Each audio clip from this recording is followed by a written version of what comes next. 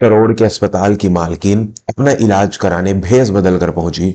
घमंडी डॉक्टर ने गंदा बिस्तर दिया। फिर 1 घंटे बाद जो हुआ उसने पूरे शहर में हड़कंप मचा दिया।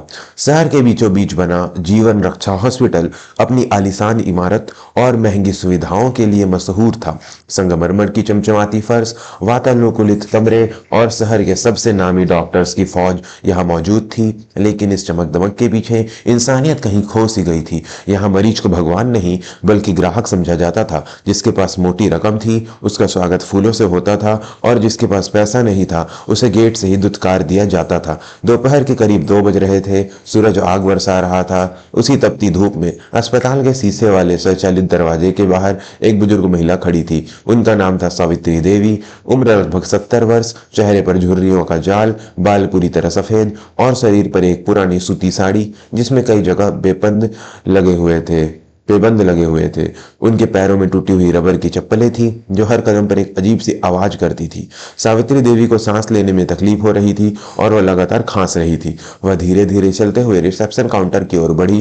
काउंटर पर बैठी रिसेप्शनिस्ट, जिसका नाम सिमरन था, अपने मोबाइल में व्यस्त थी। एसी की ठंडी हवा खा रही थी। सिमरन ने सावित्री देवी को अपनी ओर आते देखा तो उसने नाक सिकोड़ ली। सावित्री देवी ने काउंटर का सहारा लेते हुए अपनी कांपती आवाज में कहा, बेटी, मेरा दम घुट रहा है, सीने में बहुत दर्द है, क्या कोई डॉक्टर मुझे देख लेगा? मेरे पास सरकारी कार्ड भी है। सिमरन ने मोबाइल से नजर हटाए बिना ही रूखेपन से जवाब दिया, माँ जी, यह प्राइवेट हॉस्पिटल है, कोई धर्मशाला नहीं। यहाँ सरकारी कार्ड नहीं चलते। पहले रजिस्ट्रेशन के लिए 2,000 रुपए जमा करो, तभी डॉक्टर का नंबर मिलेगा। अगर पैसे नहीं है तो सरकारी अस्पताल जाओ, यहाँ भीड़ मत लगाओ। सावित्री देवी ने अपनी साड़ी के पल्लू में बंधी एक छोटी सी पुतली खोली। उसमें कुछ सिक्कों और मुड़े तुड़े नोटों के अलावा कुछ नहीं था। उन्होंने गिड़गिड़ाते हुए कहा, बेटी, मेरे पास अभी नगद पैसे तो नहीं है, लेकिन मेरी हालत बहुत खराब है। एक बार इलाज शुरू कर दो, मेरा बेटा शाम तक पैसे ले आएगा, मुझ पर भरोसा करो। सिमरन ने अब गुस्से में फोन मेज पर पटका और चिल्लाई, गार्ड, गार्ड, जरा इधर आना, इन बुढ़िया को बाहर ले जाओ। यहाँ एसी की हवा खाने चली आती हैं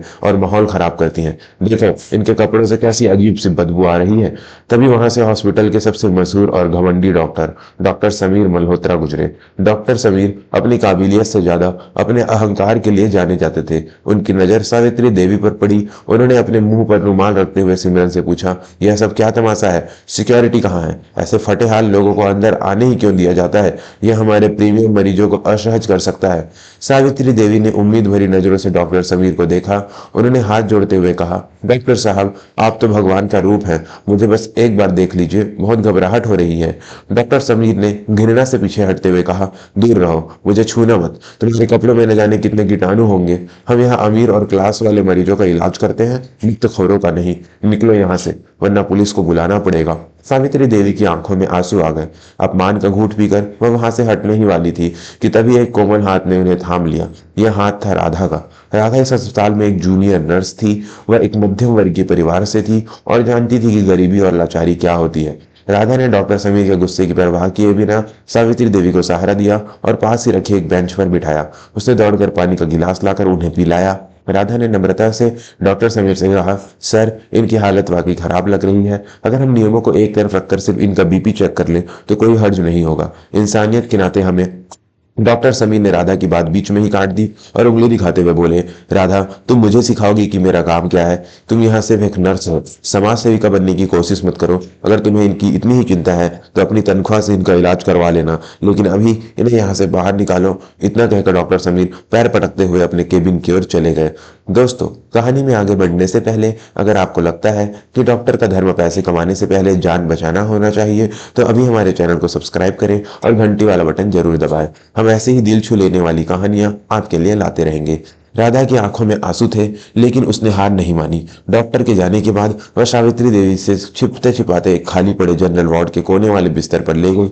वह बिस्तर थोड़ा गंदा था, चादर मैली थी, लेकिन सावित्री देवी के लिए वह किसी स्वर्ग से कम नहीं था। राधा ने चुपचाप उनका बीपी चेक किया, उन्हें अपने टिफिन से 2 रोटियां खिलाई और कुछ दवाइयां दी जो उसके पास एक्स्ट्रा रखी थी। सावित्री देवी ने राधा के सिर पर हाथ फेरते हुए कहा, जीती रहो बेटी, इस पत्थरों के शहर में तूने ही इस बूढ़ी का माँ का दर्द समझा। भगवान तुझे बहुत तरक्की देगा। तेरा नाम क्या है बिटिया? राधा ने मुस्कुराते हुए कहा, मेरा नाम राधा है माँ जी। आप चिंता मत करो, आप यहाँ थोड़ी देर आराम करो, शाम को जब भीड़ कम होगी मैं आपको रिक्शा करवा दूंगी। सावित्री देवी ने एक गहरी सांस ली और उस गंदे बिस्तर पर लेट गई। उनकी आंखों में एक अजीब सी चमक थी, जैसे वह कुछ बहुत गहरा सोच रही हो। करीब 1 घंटे बाद उन्हें थोड़ा आराम महसूस हुआ। वह उठी, राधा को ढूंढा, लेकिन वह काम में व्यस्त थी। सावित्री देवी ने मन ही मन उसे आशीर्वाद दिया और चुपचाप अस्पताल के पिछले दरवाजे से बाहर निकल गई। जाते जाते उन्होंने अस्पताल की उस ऊंची इमारत को मुड़कर देखा और बुदबुदाई, इस अस्पताल के ढांचे को बदलने का समय आ गया है। अगली सुबह अस्पताल का नजारा कुछ और ही था। सुबह के 9 बजते ही पूरे स्टाफ में खलबली मच गई थी।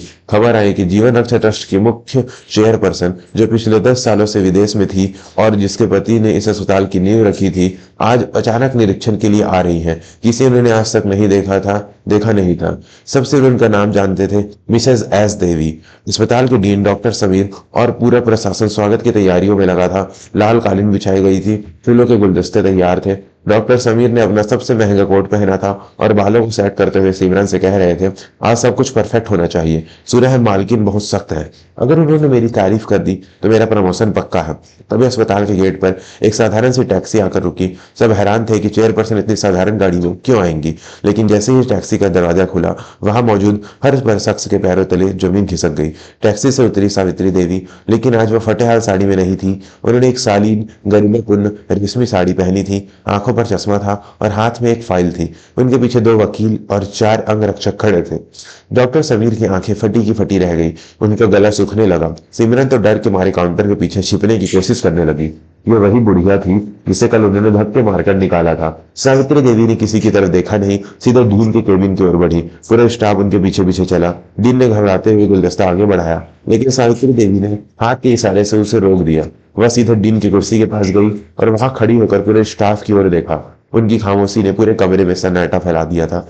सावित्री देवी ने अपनी गंभीर और भारी आवाज में बोलना शुरू किया, मेरे को स्वर्गीय पति ने इस अस्पताल की नींव इसलिए रखी थी ताकि शहर के हर गरीब को भी वही इलाज मिले जो अमीरों को मिलता है। इन्होंने अपनी पूरी दौलत इसलिए दान की थी कि यहाँ इंसानियत की सेवा हो। लेकिन कल उनकी आवाज में क्रोध का तूफान उमड़ आया। उन्होंने उंगली सीधा डॉक्टर समीर की ओर उठाई। डॉक्टर समीर कांप रहे थे। सावित्री देवी ने कड़क आवाज में कहा, कल मैं यहाँ एक आम मरीज बनकर आई थी, यह देखने के लिए कि मेरे पति का सपना किस दिशा में जा रहा है, और जो मैंने देखा उसने मुझे शर्मिंदा कर दिया। एक डॉक्टर जिसे जीवन रक्षक होना चाहिए, वह कपड़ों की बदबू सूंघ रहा था। एक रिसेप्शनिस्ट जिसका काम सहायता करना है, वो पैसों की बोली लगा रही थी। डॉक्टर समीर पसीने से तरबतर हो चुके थे। वह आगे बढ़े और लड़खड़ाती जुबान में बोले, मैडम मुझे माफ कर दीजिए, मुझे पता नहीं था कि आप, मुझसे बहुत बड़ी गलती हो गई, मैं वादा करता हूँ। सावित्री देवी ने मेज पर जोर से हाथ मारा। चुप रहो, गलती अनजाने में होती है डॉक्टर, अहंकार जानबूझकर किया जाता है। तुम्हें पता नहीं था कि मैं मालकिन हूँ, इसलिए तुमने मुझे दुत्कारा। इसका मतलब अगर सच में कोई गरीब आता तो तुम उसके साथ यही व्यवहार करते। तुम्हारी डिग्री ने तुम्हें डॉक्टर तो बना दिया, लेकिन इंसान नहीं बना पाई। दोस्तों, कहानी अब एक बहुत ही दिलचस्प मोड़ लेने वाली है। डॉक्टर समीर का अंजाम क्या होगा और नर्स राधा को क्या इनाम मिलेगा, यह जानने से पहले आपसे निवेदन है कि अगर आप अपने माता पिता और बुजुर्गों का सम्मान करते हैं तो इस वीडियो को लाइक जरूर करें और कमेंट में जय हिंद लिखें। सावित्री देवी ने अपने वकील की ओर इशारा किया। वकील ने एक पत्र डॉक्टर समीर के हाथ में थमाया। सावित्री देवी ने कहा, यह तुम्हारा टर्मिनेशन लेटर नहीं है, तुम्हें नौकरी से निकालना बहुत आसान सजा होगी। मैंने फैसला किया है कि अगले 3 साल तक तुम हमारे ट्रस्ट के उस ग्रामीण क्लिनिक में सेवा दोगे जहां न एसी है, न मार्बल का फर्श, और जहां सिर्फ गरीब इंसान आते हैं। तुम्हें उन लोगों के बीच रहकर काम करना होगा जिन्हें तुम बदबूदार कहते थे। जब तक तुम इंसानियत नहीं सीखते, तुम इस आलीशान अस्पताल में कदम नहीं रखोगे। डॉक्टर समीर के पास सिर झुकाने के अलावा कोई रास्ता नहीं था। उनका सारा घमंड एक पल में चकनाचूर हो गया था। सिमरन को भी डिमोट करके रिकॉर्ड रूम में भेज दिया गया, जहां उसे किसी मरीज से बात करने की इजाजत नहीं थी। फिर सावित्री देवी की नजरें भीड़ में खड़ी राधा पर टिकी। राधा डरी हुई थी। उसे लगा कि शायद उसने भी नियमों को तोड़ा था, इसलिए उसे भी सजा मिलेगी। सावित्री देवी उसके पास गई। राधा ने डरते हुए नजरें झुका ली। सावित्री देवी ने प्यार से राधा का सिर उठाया और मुस्कुराते हुए कहा, डरो मत बेटी, कल जब इस पूरे कांच के महल में सब अंधे थे, तब सिर्फ तुम्हारी आंखों में रोशनी थी। तुमने एक अनजान बुढ़िया के लिए अपनी नौकरी दांव पर लगा दी। तुमने मुझे अपने खाने खिलाया। सावित्री देवी ने सबके सामने घोषणा की, आज से राधा इस अस्पताल की हेड मेट्रन, मुख्य नर्स होगी और नर्सिंग स्टाफ की सारी जिम्मेदारी और फैसले लेने का हक राधा का होगा, क्योंकि इस कुर्सी पर बैठने के लिए डिग्रियों से ज्यादा एक साफ दिल की जरूरत होती है। पूरा हॉल तालियों की गड़गड़ाहट से गूंज उठा। जो कल राधा को एक मामूली नर्स समझ रहे थे, आज वही उसे सम्मान की नज़रों से देख रहे थे। राधा की आंखों से खुशी के आंसू बह रहे निकले। उसने झुककर सावित्री देवी के पैर छुए, लेकिन सावित्री देवी ने उसे गले लगा लिया।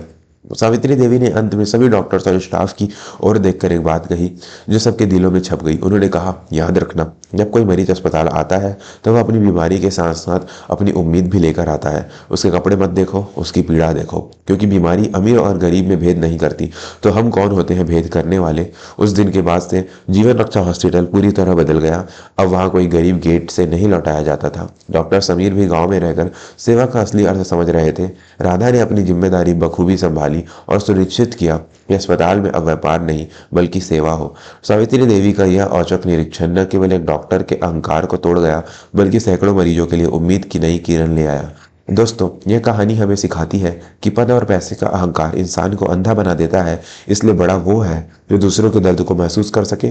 किसी की वेशभूषा से उसकी औकात मत अंकिए, क्योंकि वक्त बदलते देर नहीं लगती। अगर इस कहानी ने आपके दिल को छू लिया हो तो इसे अपने दोस्तों और परिवार के साथ शेयर जरूर करें। क्या पता आपकी एक शेयर से किसी और का नज़रिया बदल जाए। स्क्रीन पर दिख रहे सब्सक्राइब बटन को दबाकर हमारे परिवार का हिस्सा बने। हम जल्द ही मिलेंगे एक और नई और प्रेरणादायक कहानी के साथ। तब तक के लिए अपना ख्याल रखें। धन्यवाद।